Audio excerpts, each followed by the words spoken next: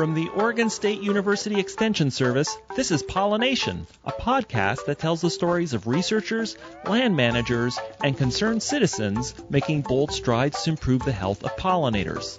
I'm your host, Dr. Adoni Melithopoulos, Assistant Professor in Pollinator Health in the Department of Horticulture.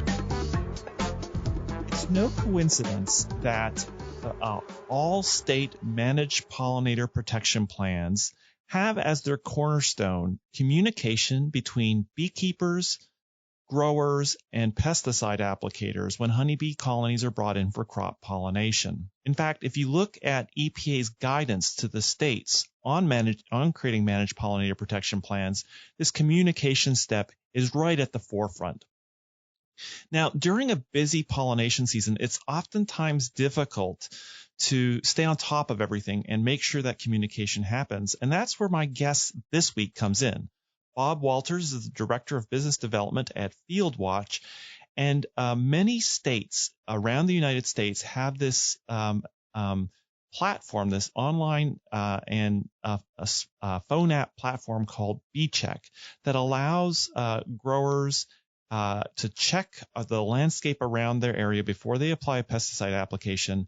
And if they don't know that there's a bee colony in that area or bee colonies in that area, it pops up with a kind of notification so that it kind of facilitates that communication before pesticide applications take place.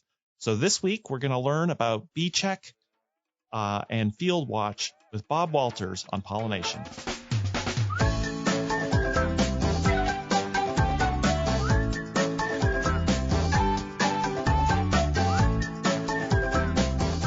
Welcome to Pollination, Bob. Thank you. Good morning.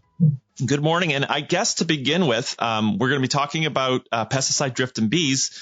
And I guess for many people, what is pesticide drift and why does it happen?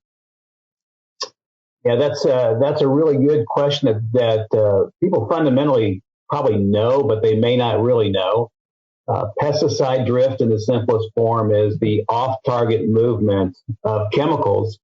It happens anytime you spray an agriculture field, you spray plants, you spray golf courses, you spray along roadsides. There's the potential for that chemical moving to a target that it wasn't intended for. So that is the key reason and the key driver for why we originally developed our tool.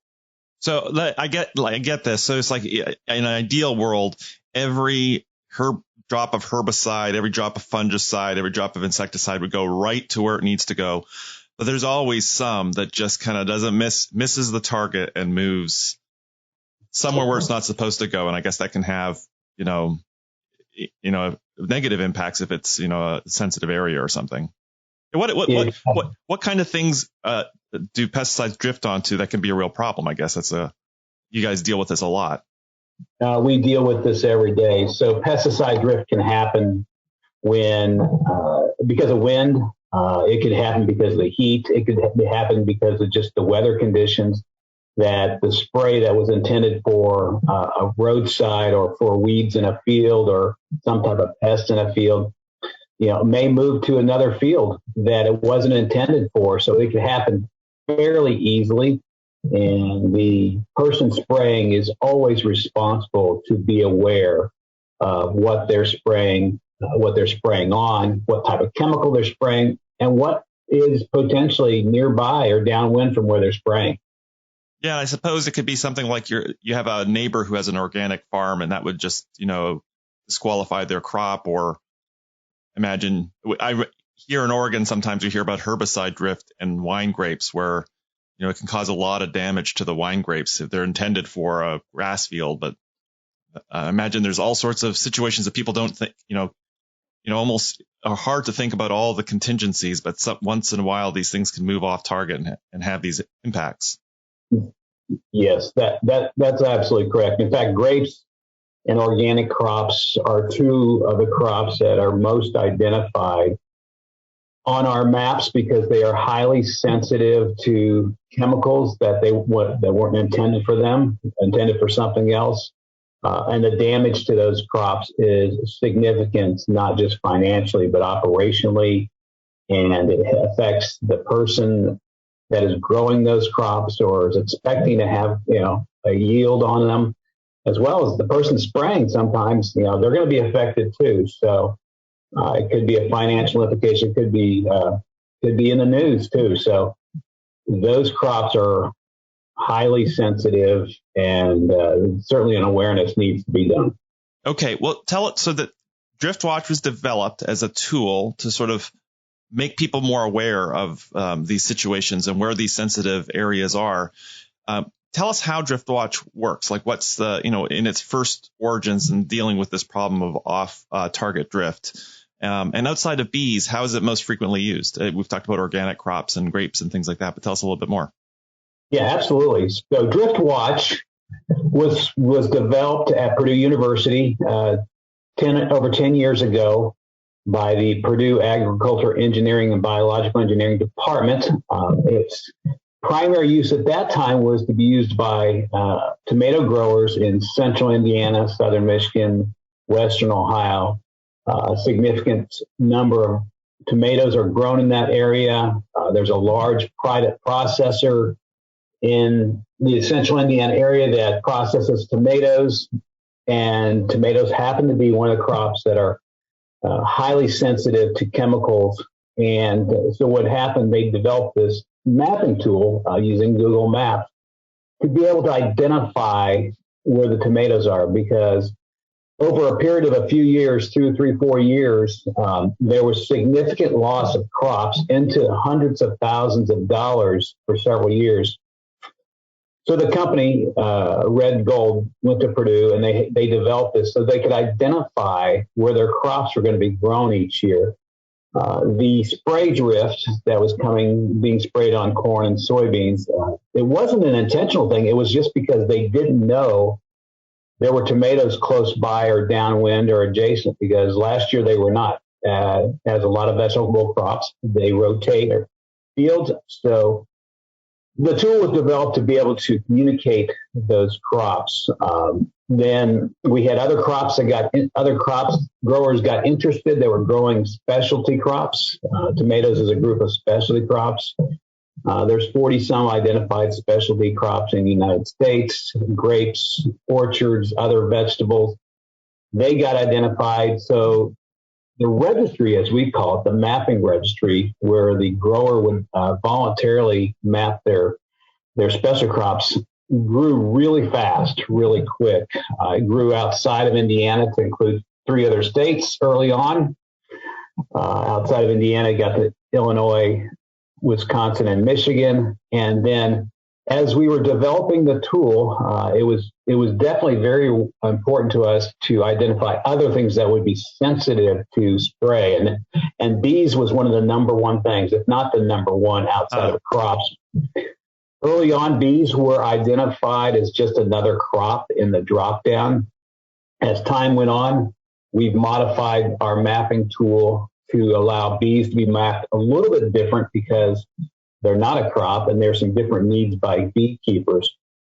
So since then, the tool has grown significantly. The tool Driftwatch is still the name of it today, but the university decided, roughly 10 years ago, to move the registry outside of the university, create a company called Fieldwatch that manages and operates the registry on a daily basis. And so now Fieldwatch manages the Driftwatch specialty crop registry, as well as 3 other registries, one for beekeepers, one for row crop growers that will grow non-GMO or other sensitive crops that may be grown in row crop areas. And then most recently, we've developed and are managing a registry that identifies where workers are in fields, so that somebody that's spraying chemical in a nearby field would know there's workers there. Primarily used in the Midwest for detasselers and other workers in seed corn fields. So we've got 4 registries today. The common theme amongst all of them is communication. Communicating to somebody that's spraying a chemical what may be nearby, downwind, or adjacent to where they're at today.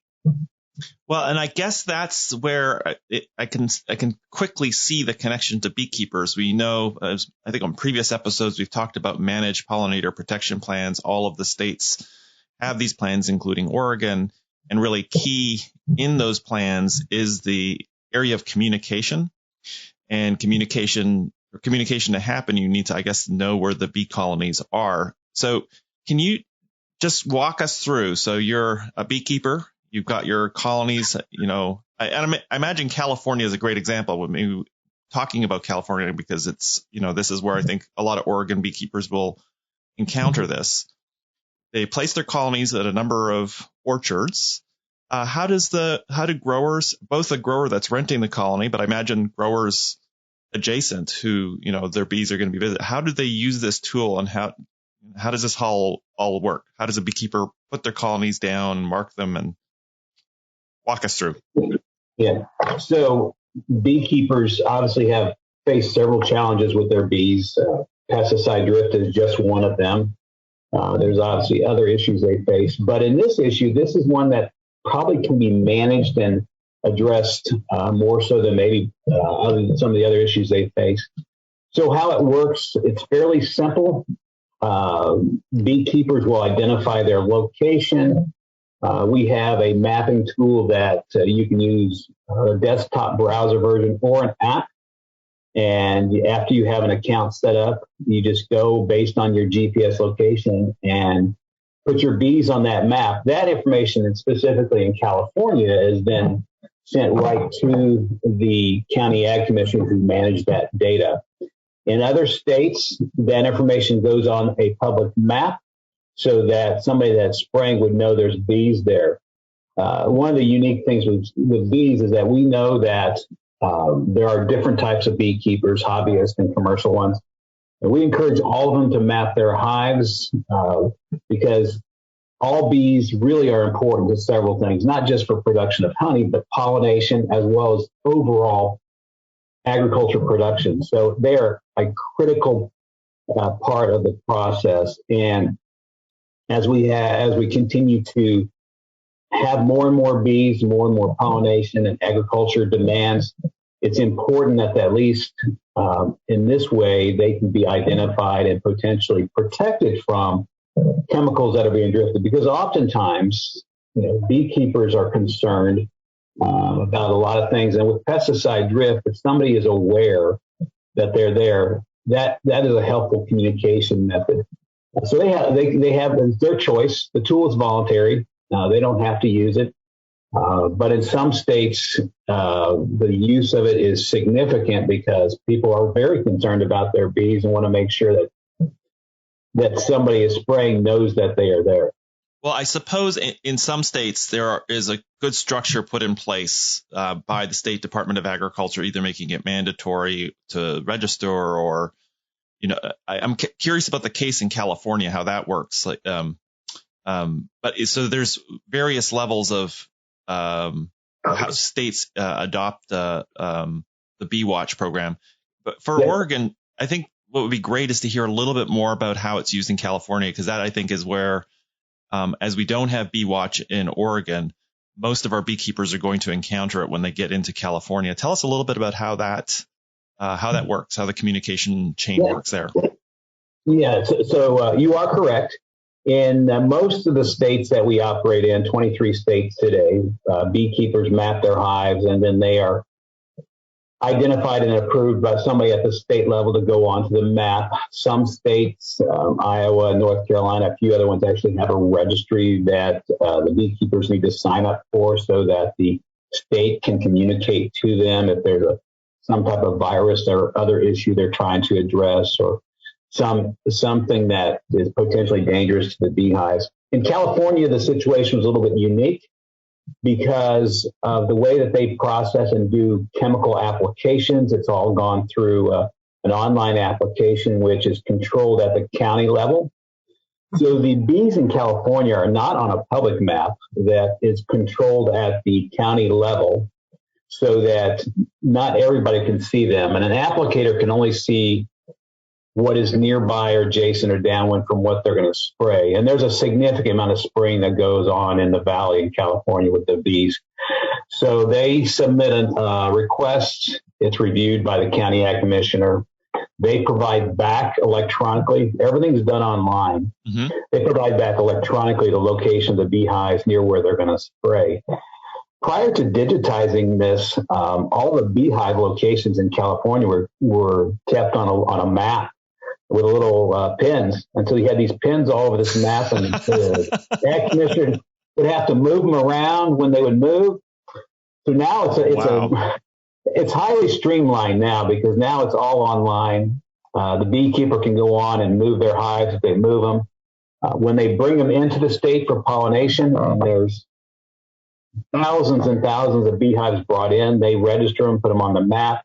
There are a lot of beekeepers that are resident in California, so they'll stay on there. But California is a unique situation. But now we probably have hundreds of thousands of beehive locations all over the state. The number increases significantly over the next few months because of the bees being moved in for overwintering and then for pollination in the spring of the almonds. So the tool makes it very simple because in California, you're also required to register your bees. So this makes it so simple for a beekeeper to do this. They're moving them in from all over the United States. But they are then identified, and that information is communicated, which is consistent with our communication theme in all the other states we operate in. Now, that must be the most, integrated system where, a grower needs to, has got to put their, they're going to do a spray. They have to, indicate it. The beekeepers there, and it kind of like it, there's a lot of data around so that that facilitates the communication. I imagine in other states where it's voluntary, it really does require a good educational push to let growers know before they spray, or aerial applicators or vector control districts. Check this map before you go out, because, not only will you see if there's organic crops around, but you'll see where the bees are, and those are sensitive. Tell us a little bit about how that's worked, and what are some good best practices for making this technology work in a state. Yeah. So at the end of the day, the applicator is responsible, and the label is the law for them. So if they're spraying a chemical that identifies itself as being potentially risky to bees, they need to be aware of the beehive locations. I mean, there are labels that dictate that they have to check a registry and make sure they're aware of it. So what happens on a daily basis, multiple times a day, applicators will check the registry. Some of the applicators actually get the data streamed right to their mapping platform that they use, or their logistics platform, work order platform that they use in their trucks or in their plane. And so they know the locations prior to, and so they subscribe to getting that data. That helps them in terms of just knowing where they're at, how far they are away from something that they're going to spray. Every single day, we get feedback from beekeepers that say, hey, that the applicator just called me. They're going to spray next Tuesday, and they want to know what would be a good time to spray. And that's the communication that goes on between the beekeeper and the applicator. And beekeepers, as they are, they really understand their bees. They know them. They manage them. They know when their bees leave the hive. They know when they come back. So a beekeeper then has the opportunity to either close up their hives or indicate to the applicator, if you spray early in the morning before 8, it works out well because my bees haven't left. So it's a give and take. The applicators certainly need to spray, whether they're spraying agriculture land, or they're spraying for mosquitoes, or they're spraying along the roadsides. They certainly know where the bees are if they communicate with the beekeeper and they work together. So the success of the program really has been by the feedback from those stories, as well as just the sheer growth of it. The number of beehives that are being added every single year in locations across the United States is just significant. And it certainly has helped the communication, as well as it helps the bees maintain themselves over the to the point that they continue to do what they need to do, and the applicator can do what they want to do too. Well, it really does strike at the heart of the managed pollinator protection plans of communication, of kind of working things out on the ground, the give and take. It's like, well, I've got calling the beekeeper up and saying, well, I've got a lygus problem, and here are my chemical choices, and here's what your options are. And if I don't, I'm going to have damage. That kind of, I'm always impressed by beekeepers and growers when they're, able to talk to one another before, an application goes on, how, they can work through problems pretty effectively. And I guess one thing I've heard is one concern that beekeepers have, and I think it's addressed, and maybe this will get into the question of how, changes that have taken place in the platform over the years, is beekeepers worried. They're like, well, if I don't want other beekeepers to know where my colonies are, I don't want the public like come and vandalize my colonies. How does the platform dealt with those issues over the years? And what are some of the other changes that have taken place over the years? Yeah, that's a great question. And in fact, I'm often surprised when that question doesn't come up because it's so relevant to the beekeeping industry in terms of awareness and using technology in today's world, the concern for their bees. So early on when we had drift watch, bees were treated as another crop. We quickly learned that they need to be identified differently. So, we developed the registry Bee Check, which is a parallel or sister registry to drift watch. So a beekeeper would start there. All the data that is in our system goes to one repository. It doesn't matter if it's a grape or grapes. It doesn't matter if it's bees or some type of sensitive row crop. They all go to the same registry for applicators to see. For beekeepers, we developed this registry because there were concerns about being on a public map. They were concerned that the location they had multiple hives versus just one. They were concerned that they needed to move their hives at different points in time. So when we developed the Bee Check registry, we built those capabilities in there, and which are not really that important for specialty crops because they're not moving things. They don't need to identify themselves as commercial or hobbyist. So a beekeeper could put in the number of hives from one to whatever in there. They can mark their locations as private, and that prevents them from being on the public map. So an applicator would have to be registered with us and have an account and log in to be able to see those beehive locations. So we have thousands and thousands of applicators registered with us across the United States, and they will register and sign in to see those locations. And if they don't, they wouldn't see the ones that are marked private. That really helped address that concern of potential of vandalism or theft of beehives. I'm not saying it's the answer for everything, but it helps significantly keep beekeepers comfortable that there was a way for them to still put their hives on the map so that applicators would know where they're at, but then not have all the public know where they're at. So after we did that, we realized we even had to improve on that. So we developed an app that can be used on different types of devices that beekeepers can use an app. So they don't have to be in front of a computer. They can be in the field of where they're at as long as they have access to a GPS location. So that app has been developed to make it easier for beekeepers to map or move or change their hives. They can put a date in there when their bees are going to be present, and then they can put a date in there when they're going to move them. So the important thing is that data comes on or off the map based on the dates that they put in there, the information they put in there, whether or not they are hobbyists or commercial providers. So we've even made it so simple that if a beekeeper has multiple locations, whether it's 10, 20, 30 locations, and they have them all in a file, we can upload them easily for them so they don't have to sit and do all those themselves. So we've built some technology to make it simpler for them. The beekeeper feedback has been phenomenal. We know that not every beekeeper wants to use it or is concerned about it, but we fully believe, based on the growth of the number of hives that we've had over the last several years, double-digit growth each year, that that's an affirmation that something's going well and people do like to use the tool.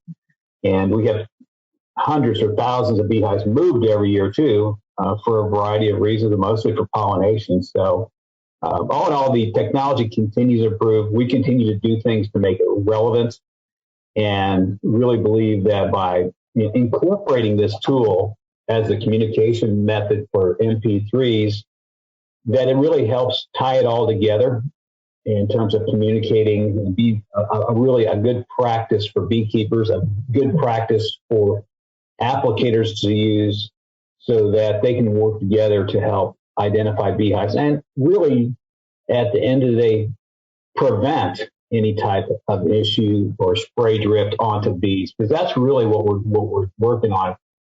After the fact, it's too late, but this is really to prevent something so that both parties don't have an issue, whether you lose bees or whether you spray something and you cause an issue. There's a commercial value there to the bees. So we firmly believe that this really has helped the beekeeping industry and has been well adopted. Well, Bob, maybe just to wrap up, can you maybe tell us a few success stories, stories that you've heard over the years that really kind of exemplify how this tool really not only generates conversation between applicators and beekeepers, but also leads to productive solutions? Yeah. So what a couple of success stories really have to do with, pollinator protection plans. With that came out several years ago, all the states that started developing looked at ways that they could communicate to applicators that are spraying pesticides, and they identified FieldWatch and then specifically our BeeCheck registry as the tool to use. We are even referencing some of the states we're not operating in yet as the communication tool. So we take that as a positive. Another thing, I think that a success story, just recently, we started mapping all the bees, and there's 400 or 500 locations in Washington, D.C., our nation's capital. Now, in the nation's capital, there is very little, if any, agriculture. It's all urban or suburban areas. Oh, yeah. And the beekeepers there are concerned about spraying that goes on to lawns, trees, shrubs, golf courses, spraying for mosquitoes in the urban area, which happens quite a lot on the East Coast. So we consider that a very huge successful story. We've always had urban beekeepers map their hives for a variety of reasons, but this is really has been a significant start for us to really reinforce the importance of beekeeping, no matter if it's in agriculture and urban or suburban areas, that they all need to be identified so that somebody that's spraying a chemical, because the people that are spraying out there in D.C. are not residents of D.C. They're coming from Virginia or Maryland, potentially Delaware. They're coming from someplace else. So what we do know is that applicators that they travel across state lines and city lines and county lines. This helps them as a standard tool that can be used across cities, across state lines, so that they know where sensitive crops are, beehives are, so that they can be a good steward. We're really promoting the use of the tool as a stewardship tool. It really helps with communication and collaboration between the respective groups. So I would say that those success stories are what we continue to build on. That's fantastic. It does, it does sort of raise this whole issue of, new uses popping up, people figuring out when you have the tool, just kind of figuring out how to make, conversations and pollinator protection on the ground. And I really like that happen. And I really like the idea that an applicator traveling to a new area doesn't know the landscape, hasn't had the conversations with the local beekeepers.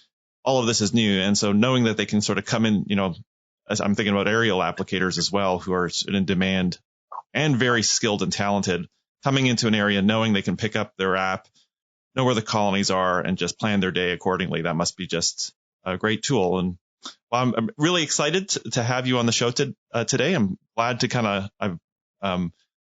bring to our listeners this technology, and it seems like it's going to be a great tool moving into the future as it develops for protecting the country's honeybee colonies. Well, thank you very much. Thank you so much for listening. The show is produced by Quinn Sin and Neal, who's a student here at OSU in the New Media Communications program, and the show wouldn't even be possible without the support of the Oregon Legislature, the Foundation for Food and Agricultural Research, and Western SARE. Show notes with links mentioned on each episode are available on the website, which is at pollinationpodcast.oregonstate.edu. I also love hearing from you, and there's several ways to connect with me. The first one is you can visit the website and leave an episode-specific comment. You can suggest a future guest or topic, or ask a question that could be featured in a future episode. But you can do the same things on Twitter, Instagram, or Facebook by visiting the Oregon Bee Project. Thanks so much for listening, and see you next week.